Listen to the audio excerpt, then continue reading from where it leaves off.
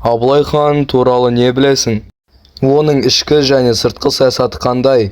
Абылай ханның басқа хандарға қарағанда ерекшелігін білесің бе? Осыны қазір талқылап айтып жіберейін. Абылай хан қазақ халқының 18 ғасырдағы ең ұлы хандарының бірі. Мемлекет қайраткері, қолбасшы, дипломат әрі үш жүздің басын қосып елдің бірлігін сақтауда ерекше рөл атқарған тарихи тұлға. Оның шын аты Әбілмансұр болған. Кейіннен ержүректігі мен батырлығымен көзге түсіп, халық арасында Абылай деген атқа ие болған. Абылайдың балалық шағы ауыр болды. Ол жас кезінде жетім қалып, біраз уақыт қарапайым халықтың арасында өседі. Бірақ өзінің ержүректігі мен қайсар мінезінің арқасында жоңғарларға қарсы шайқаста батыр ретінде танылды. Жоңғарлар қазақ жеріне үздіксіз шабуыл жасап тұрған кезеңде Абылай ерекше көзге түсіп, елдің қорғаушысы, халықтың сенім артқан тұлғасына айналды. Абылай ханның ішкі саясатының басты мақсаты қазақ қоғамының ішіндегі бірлікті нығайту болды. Ол үш жүздің басын қосып, бір орталыққа бағынған мемлекет құруға тырысты. Бұл үшін ол билер институтын сақтап, Төле би, Қазбек би, Әйтеке би сынды дала даналарының кеңесін ескеріп отырды.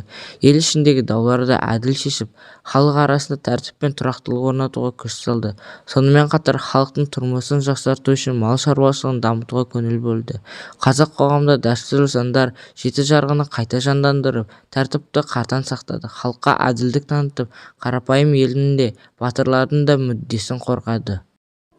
Абылай ханның сыртқы саясаттағы ең үлкен ерекшелігі оның дипломатиялық дарыны.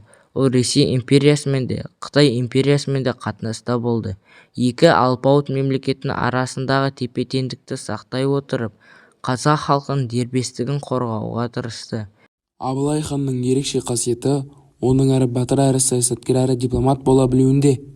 Көптеген хандар тек әскери жағынан танылса, Абылай хан ел басқарудағы көргендігімен де ерекшеленеді. Ол халықты бірлікке шақырып, әрқашан жік-жікке бөлінбейік деген ұстанымды алға тартты. Оның билігі кезінде қазақ елі салыстырмалы түрде тұрақтылыққа қол жеткізді. Халық арасында Абылайдың асқақ тәуірі деген түсінік қалыптасты. Абылай хан тек соғыста ғана емес, бітімгершілікте де шебер болды. Көрші мемлекеттермен келіссөз жүргізіп, елдің бейбіт өмір сүруіне қамтамасыз етуге күш салды. Қорытындылай айтқанда, Абылай хан қазақ халқының тарихындағы аса маңызды тұлға. Оның ішкі саясаты халықтың бірлігі мен тұрақтылығына бағытталды. Сыртқы саясатында ол екі алпауыт мемлекеттің ортасында елдің дербестігін сақтап қалды. Ал ерекшелігі батырлығы мен дипломатияны, әділдік пен көрегендікті ұштастыра білуінде.